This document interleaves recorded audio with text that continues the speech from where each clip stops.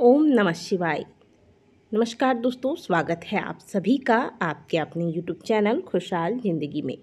दोस्तों, हमारे हिंदू धर्म में एकादशी व्रत सभी व्रतों में श्रेष्ठ माना जाता है और साल भर में जितने भी एकादशी के व्रत रखे जाते हैं उनमें से एक व्रत है आषाढ़ मास के शुक्ल पक्ष की एकादशी, जिसे कि देवशयनी एकादशी के नाम से जाना जाता है।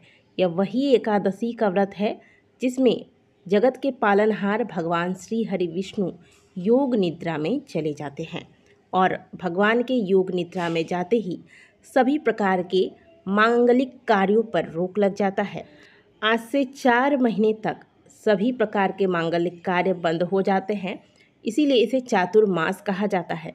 इसके बाद कार्तिक मास के शुक्ल पक्ष की देव उठनी एकादशी पर देव के जागते ही यानी कि भगवान विष्णु की योग निद्रा से उठते ही पुनः सारे मांगलिक कार्य जैसे कि विवाह संस्कार, मुंडन संस्कार, गृह प्रवेश इत्यादि ये सारे कार्य आरंभ हो जाते हैं।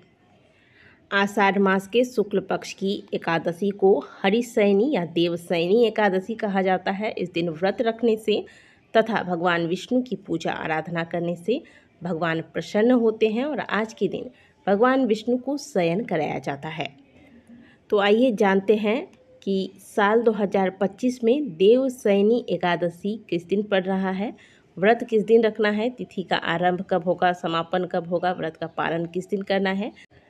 एकादशी व्रत को सभी व्रतों में सबसे कठिन व्रत इसलिए कहा जाता है कि क्योंकि अन्य व्रतों में आपको एक दिन के नियम का पालन करना पड़ता है, लेकिन एकादशी ऐसा व्रत है जिसमें आपको 3 दिनों के नियमों का पालन करना होता है, तभी यह व्रत फल देने वाला होता है।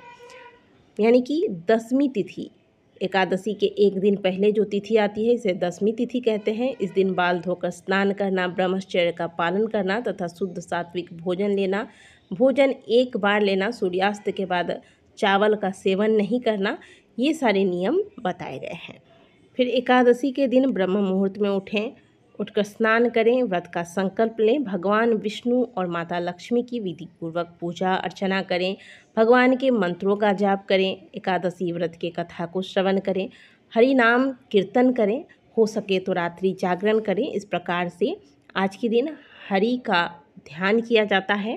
फिर अगले दिन द्वादशी तिथि में जब हरिवासर समाप्त हो जाए, यानी कि जब आप व्रत का पालन कर रहे हो तो हरिवासर ना लगा हो, इस बात का ध्यान रखना होगा।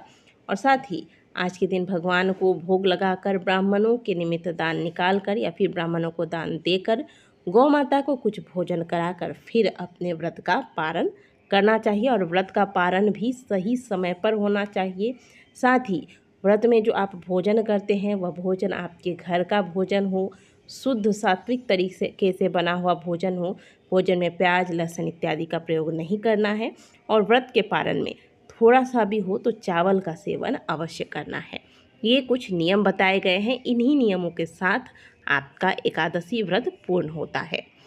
एकादशी का व्रत सभी प्रकार की मनोकामनाओं को पूर्ण करने वाला व्रत है, पापों का नाश करने वाला व्रत है तथा मोक्ष की प्राप्ति कराने वाला व्रत है। यदि आप हरि की कृपा प्राप्त करना चाहते हैं, आप मोक्ष प्राप्त करना चाहते हैं, तो ऐसे में आपको इन नियमों का पालन करते हुए एकादशी के व्रत को अवश्य ही करना चाहिए।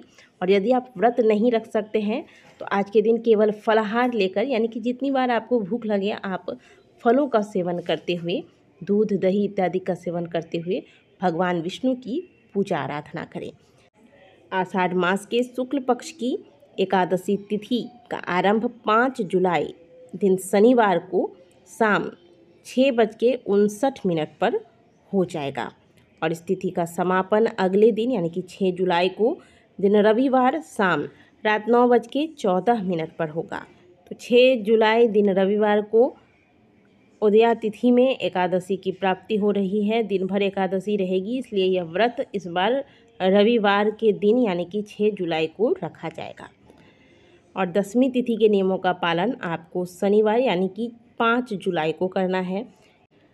बात करें व्रत के पारण की, तो एकादशी व्रत का पारण द्वादशी तिथि में किया जाता है और उस समय हरिवासर का ध्यान रखा जाता है। हरिवासर जब तक लगा हो तब तक व्रत का पारण नहीं किया जाता। तो इस बार 7 जुलाई को सुबह 4 बजे तक हरिवासर समाप्त हो जाएगा, अर्थात व्रत के पारण का शुभ मुहूर्त होगा 7 जुलाई दिन सोमवार सुबह 5:29 से लेकर सुबह 8:36 तक। इसी बीच आपको व्रत का पारण कर लेना है। एकादशी में जितना महत्व एकादशी व्रत का होता है उतना ही महत्व दशमी तथा द्वादशी के नियमों के पालन का भी होता है। इसलिए इन 3 दिनों के नियमों का अच्छे से पालन करते हुए ही व्रत को करना चाहिए, तभी व्रत का पूर्ण फल प्राप्त होता है। आशा करते हैं कि दी गई जानकारी आपको अच्छी लगी होगी। वीडियो अगर आपको अच्छी लगी है तो वीडियो को एक लाइक ज़रूर कीजिएगा। मिलते हैं आपसे अगले वीडियो में, तब तक के लिए ओम नमः शिवाय, हर हर महादेव।